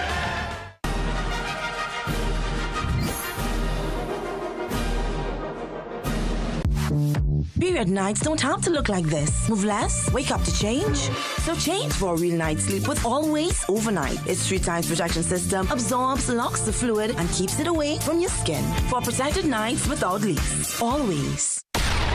Calling all filmmakers, producers, content creators, influencers, and recording artists. If you're looking to rent a versatile studio space with green screen, video wall, cyclorama, and more, look no further. GM Labs is here to make your dreams a reality. Located in the heart of Port of Spain on St. Vincent Street, GM Labs is your one-stop shop for all your creative needs with over 2,800 square feet to work with. Take your creative concept to the final product at GM Labs. Give us a call or WhatsApp or message us on our Instagram and Facebook pages at GM Labs TT.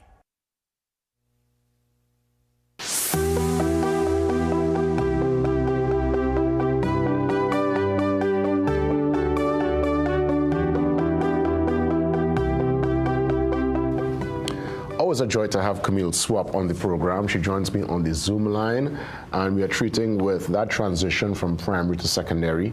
I know in your field you are very passionate about this this transition and just the development phase and all the issues that comes with this particular moment in a child's life. Camille, great to see you. Welcome as always. Great to see you, JW. Good morning, Trinidad and Tobago. Hope you're going to have a wonderful week. So, you know, and of course... Yes, of course. Go ahead, Camille. Congratulations to all of the children, all your nation's children, who even dared to attempt that end of primary school test that most of us in island territories are familiar with. Congratulations to parents, to all the caregivers, teachers, school staff who try to do the best for the nation's children. That's because right. Truly for peace, productivity, for us to feel that to do well economically and to be the choice area of the world, the Caribbean, we have to work at not just looking after our own children, but we have to talk about the nation's children, Trinidad and Tobago's children, the region's children, and of course, by extension, the world, because we're all part of this globe. Of course, and a very important part, may I add. Let me ask you, in real terms, we have that transition period that's about to take place. Coming out of this cocoon that is primary school, in some cases, the class would have been small, intimate. You're going into the secondary school system with bigger students, children who are 13, 14, 15, 16, sometimes 18.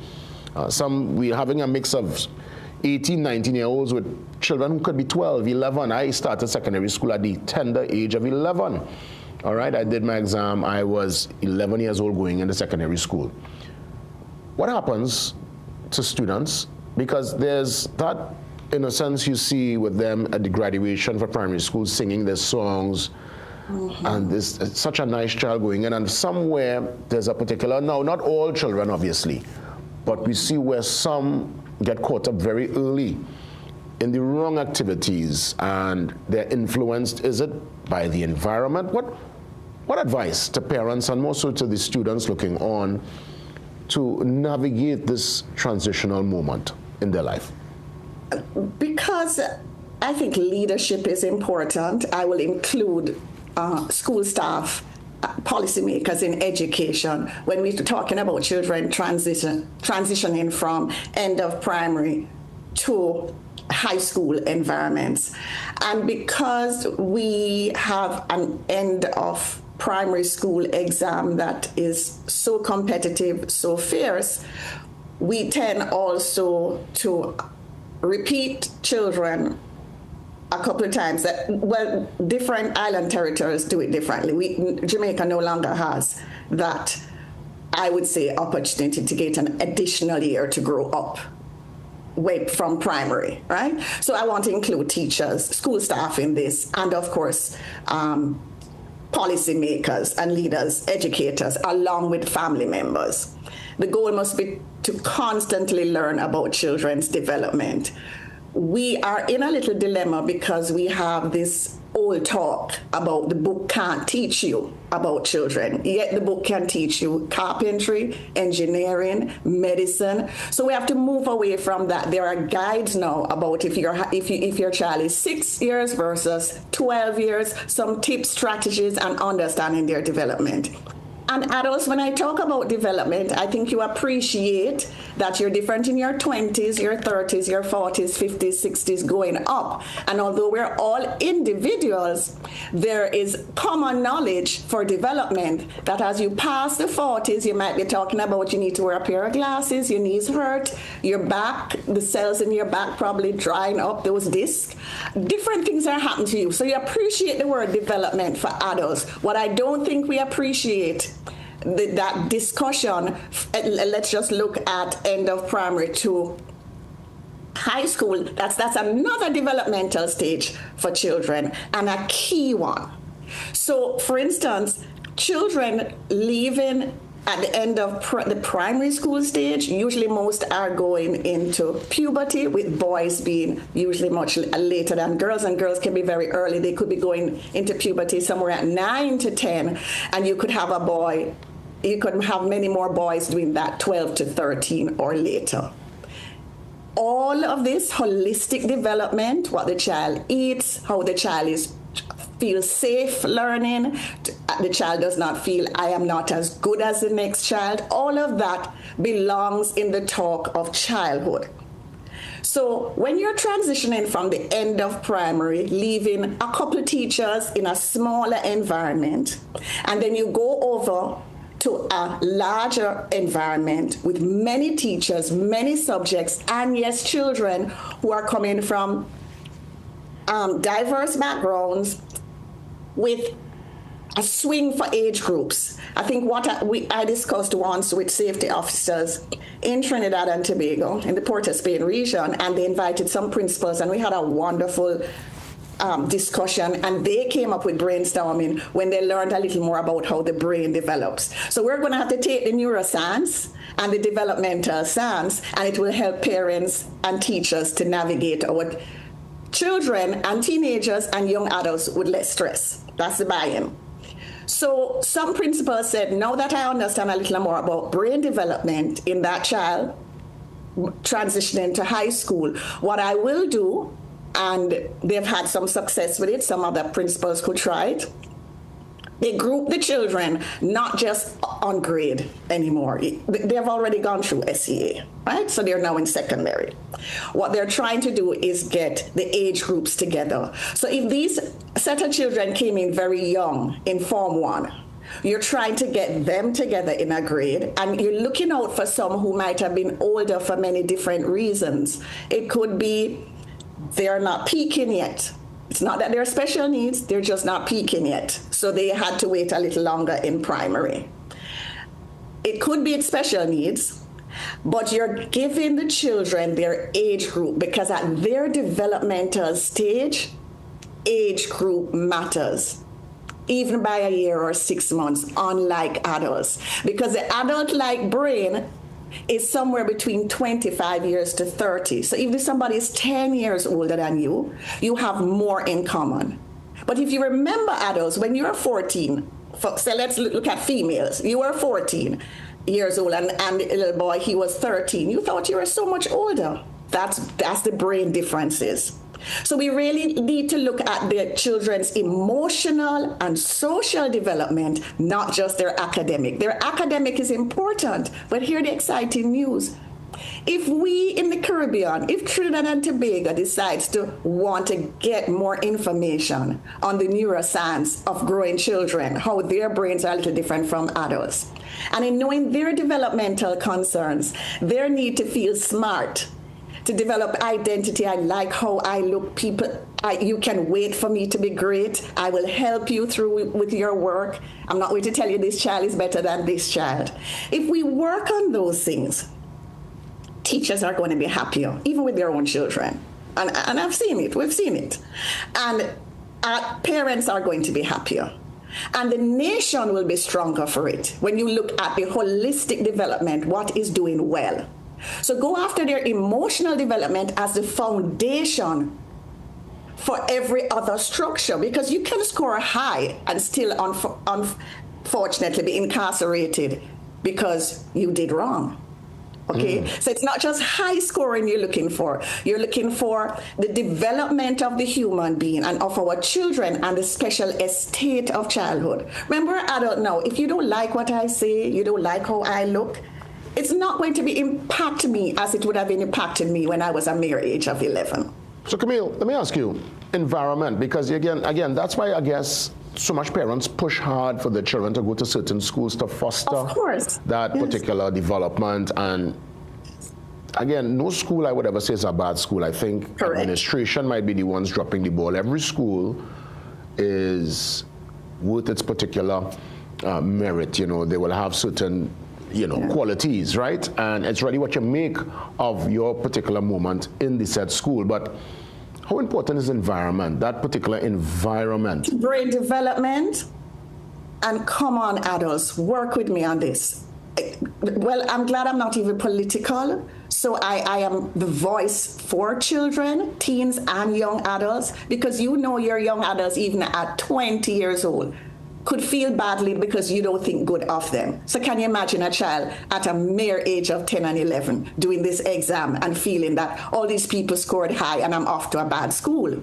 So adults, we need more of our children to do well, and we also need to have appropriate levels of questioning and testing them if we really want good critical thinking, all right? So understand that it is critical for children's development that we do more research. And I don't even want to use the word get locked into research, because you know what? You have AI, you can check on things I'm saying. There is need for us to be working collectively. Diverse religious group, diverse race, diverse economic situation. I want to sell this to you. All our children, rich, poor, middle class, Asian, African, Caucasian, all our children are at risk for mental ill health or physical ill health, even with a high grade and a low grade. We don't want low grades.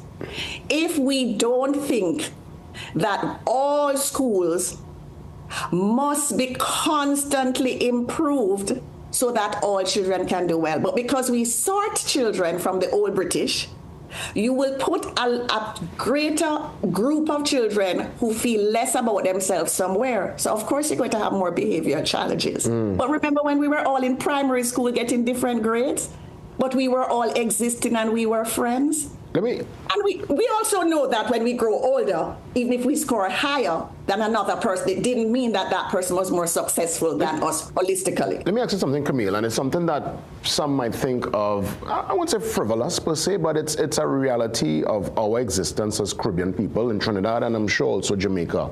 And I'm talking here about the children who want to step in first day, Form 1, in their brands, and those who the parents can't afford the child walking, feeling a sense of low self-esteem because they might not be in the brand name sneakers or the brand name school bag. Children put lots of emphasis on those little things. You know, those are make or breaks on our first day. The shoes you wear, the brand of backpack that's carrying your books. What's your take on that particular conversation? Because again, there are many parents who will try their very best to go all out, and there are some who cannot make, and they cannot give the child the said brand name. As a matter of fact, sometimes you might go out first day and hand me down. That's a reality. What does that play on the mind psychologically? Here's this. When children, however they look or whatever they have, when they come out of environmental experiences and your home is part of your environmental experience, where your parents or your caregivers, your auntie, your tanty, your uncle, grandma, grandpa, they are constantly working at saying you're special, and yes, you might not have what the other child has, but we love you, we're proud of you, we're working with you. You might not even have the same grade as another child, but you have more growing to do. When you hear all those positive comments constantly, when you go to school, you might feel a little way, but you feel so strong from home. And when teachers, school staff has to be careful too, and parents, because sometimes we say the wrong things, right? All of us. when they work in their environment, in re-socializing children, because the argument is they behave differently at school than at home. That's true. Even in the workplace, you show your true self at home, most times, and then you have a different behavior when you go out. But of course, as you get older, that lessens because you're more confident. Yeah. But re-socialize children, help children to understand. These are the things they should be writing with creative writing, and at the high school level I'm talking about. Camille, I must say, we'll stick a pin for now because I have to run to another conversation. But I'm telling you, it's such an important discourse, this discussion we continue to have. Let's have a part 2 of this very soon, and some more leading up to the opening of the new academic school year in a couple of months. Obviously, we'll get ready for September with more impactful discussions. Camille, all the best, and hopefully... All the best. Focus on the nation's children, not just your own, and we live in a better society. Well said, Camille Swap. She is tremendous, a child and adolescent development psychologist. As you could tell by the accent, Jamaican, but she would have spent some good years here in Trinidad, so she's a Jamaican Trini. Yes. Up next, we touch base with the municipal police. Let's get some details concerning the new communications unit. TNT Municipal Police, that discussion next.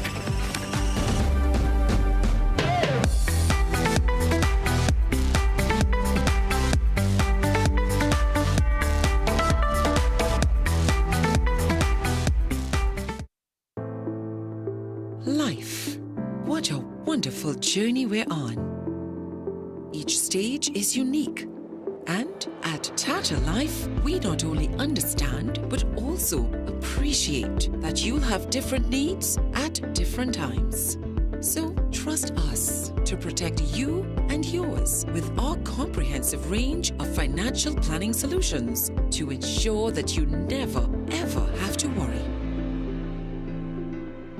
To learn more, contact a Tata Life advisor or visit tatalife.co.tt today. For the many stages of your life, Tata Life, a member of the Ansa McCall Group.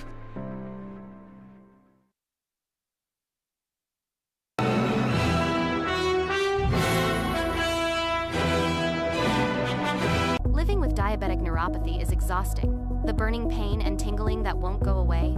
Introducing Myolaxin D Gel, made for pain relief.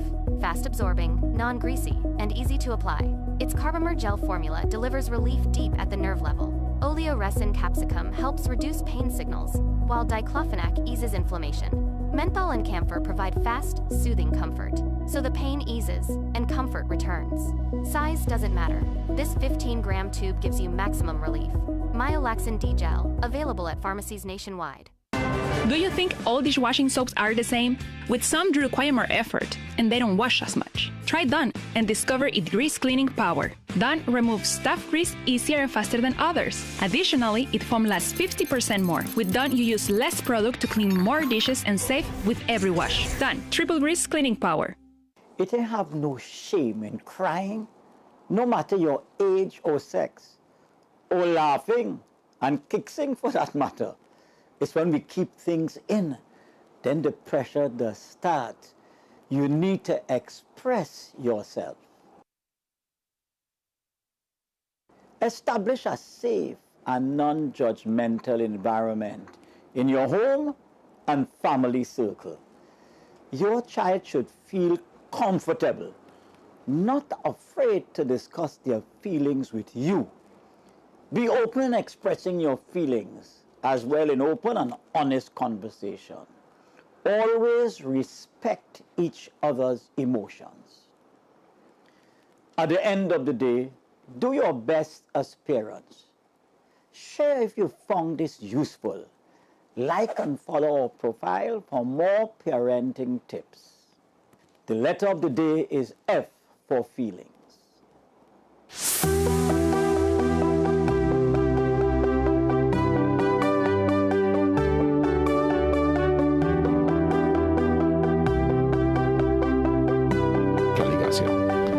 I want to welcome ASP ASP Katrina Kelly Garcia. She joins me as we treat with the Municipal Police Service and some of the concerns and really a greater discussion. And I think it's a timely one because obviously the Municipal Police, they've been in the news cycle, and I think it's important for us to have that deeper discussion for us all to understand the role and function. ASP, great to have you. Good morning. Blessing, good morning to you, JW, and it's my pleasure to be here. I want to also send out greetings to my colleagues in the 14 different municipalities and also to the viewing public, Trinidad and Tobago.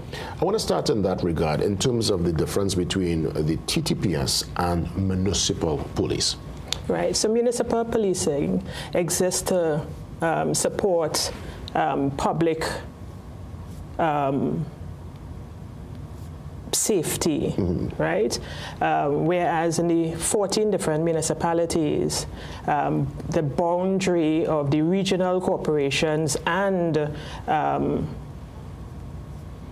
the different corporations, we are tasked with the responsibility to promote public safety. And that's why I would imagine, ASP, we see the location being a different one. So I could, let me see if I know two for sure. I know there's a municipal police station there by City Hall. I would have went there ready to treat with the issue, and they were very courteous. And there's one also I know by the regional, or at least opposite the market in Sawa on that back road.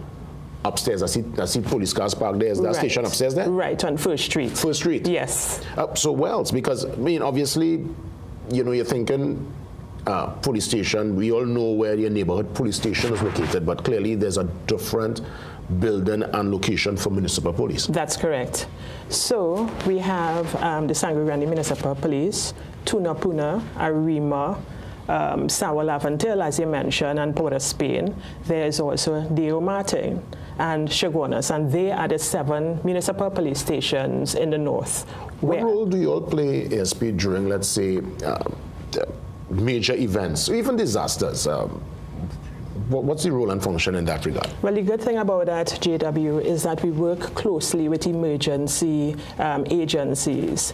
Being a part of the corporation, we liaise and we coordinate with disaster management unit. So when there's natural disasters and public events, you would find that we would partner and collaborate not only with the TTPS, but also different emergency agencies. When you think, because there's a lot of misunderstanding, obviously, and we saw that recently, but I'm realizing now you all are having more discussions coming out into the light, having that discourse. What do you think is one of the biggest misinterpretations or misunderstandings, as it were, with the municipal police? Right. So that is a issue that we often encounter. What we have happening is that persons are of the opinion that municipal police only exists in the market. We only guard building. However, we are there in the communities. It's a community-focused approach. Where it is in public engagement, we have community initiatives that we participate in. Again, as you would have mentioned, there is, whilst there are emergencies, we coordinate as well with the various agencies, emergency agencies and different organizations. I'm hearing now there's going to be a core communications unit under the umbrella of municipal police? Yes. Well, actually we had our launch last Monday. Okay. I'm quite excited about that. I am the face and the voice of the Public Information and Communication Unit. Its purpose really is to have accurate information out there so that the public is aware of the impact that municipal police is having within various communities in all those different municipalities. So how do, let's say, someone in the Tunapuna area, Sawa, and these certain areas know what's happening? Let's say there's a road closure, because I know you all govern what happens within the community. What's the channel you're using to get the word out to burgesses, to residents? Right, so with all these different stations in the various municipalities, communication is sent and it is factual, it is timely. reaching out and using this platform to get the information there, whether it be on Facebook or this other social media, Instagram and so forth. Okay. Yeah.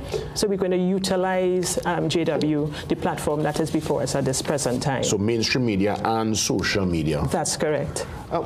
On a personal note, ESP, what you'd say via your career thus far, certain lessons you could draw on to guide you through this new particular role and function? Because again, you're going to step into the light, you'll have to communicate. It's the first time it's being done under the umbrella of the municipal police. Clearly you're ready and excited for the role and function, but what lessons within your own career have taken you to this particular place?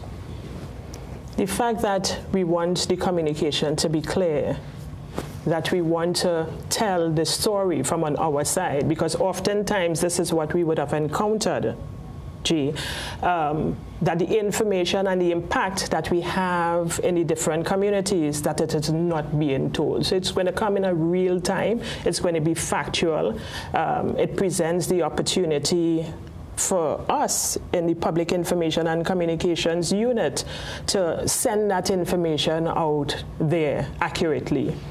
Yeah, important to disband misinformation, because there's so much misinformation, and for some reason it travels sometimes faster than even the correct information. So great to hear this development.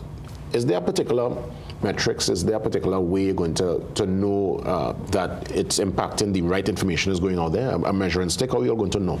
All right, so the success that we are using basically is qualitative and quantitative. You know, those indicators, seeing the response of persons, ensuring that when reports are made, that the feedback is done in a timely manner, that it is correct, that there's a platform that persons could relate to, you know, that the information, as I keep saying, is real and accurate and timely and so forth. And in the seconds that remain, any closing remarks, ESP? Well, I want to encourage members of the public there to continue to communicate with us. Let us build that relationship. Let us have that trust between not only the municipal police and media, but also for the persons in the various communities. So I trust ASP Katrina Kelly Garcia, we will be touching base soon. We'll be seeing each other on a regular. Well, I would hope so, Jay. Well, all right, I say so. Let's do that. All right. So again, you're hearing it here. It was launched literally 7 days ago. A dedicated communications unit under the municipal police to really give information in real-time, accurate information to the burgesses and to the many that they serve in and around the country. ESP, thank you so much for touching in, and all the best, and we'll keep in touch. Thank you so much, and thanks to the public as well. Indeed. We got one more conversation to go before we wrap things up at 8 o'clock, so let's treat for that right after the break. We're dealing with a children's parang camp. Oh yes, parang in July and August. Take that, I love it. Full details after the pause.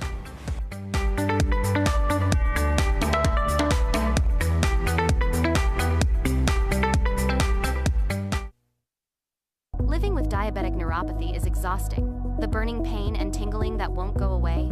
Introducing Myolaxin D Gel, made for pain relief. Fast absorbing, non-greasy, and easy to apply. Its carbomer gel formula delivers relief deep at the nerve level. Oleoresin capsicum helps reduce pain signals, while diclofenac eases inflammation. Menthol and camphor provide fast, soothing comfort, so the pain eases and comfort returns. Size doesn't matter. This 15-gram tube gives you maximum relief. Myolaxin D Gel, available at pharmacies nationwide. Breaking news! Something serious is sweeping the nation. Get seriously supersized savings on textiles, home goods, and much more in Jimmy Abood's Super Serious July Sale. Shop now at Jimmy Abood in Barataria and Port of Spain. Step into ABC Doors and Windows, where quality meets variety. Discover premium wooden, steel panel, fiberglass, and steel security doors alongside aluminum, UPVC, and steel windows designed for strength and durability. At ABC, we're always a better choice, delivering products built to last and service you can rely on. Visit our showroom at 1 Chanka Trace, El Socorro South, or call 638-7184 to make your dream home a reality. This is more than just music. This is where you find the best of TNT. This is more than just a vibe. This is where Bollywood gets a twist.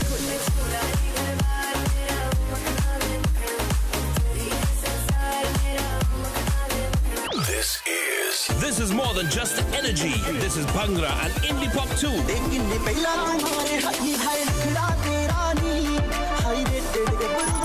This is the mix. This is the life. Lock on or log on now. Sangeet 106.1 FM. This is authentic East Indian radio. This is us.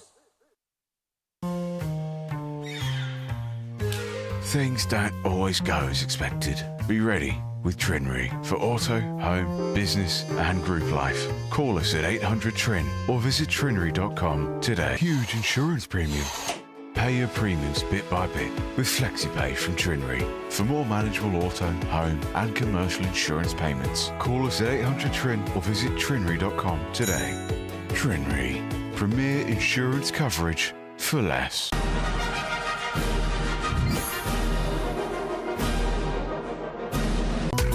The Israelite Church of God in Jesus Christ, teaching the truth about God's people, God's plans, and the secrets of God, all written within the pages of the Holy Bible, which is the Word of God. Watch The Hidden Truth every Thursday at 5:30 a.m. to 6 a.m. on CNC3.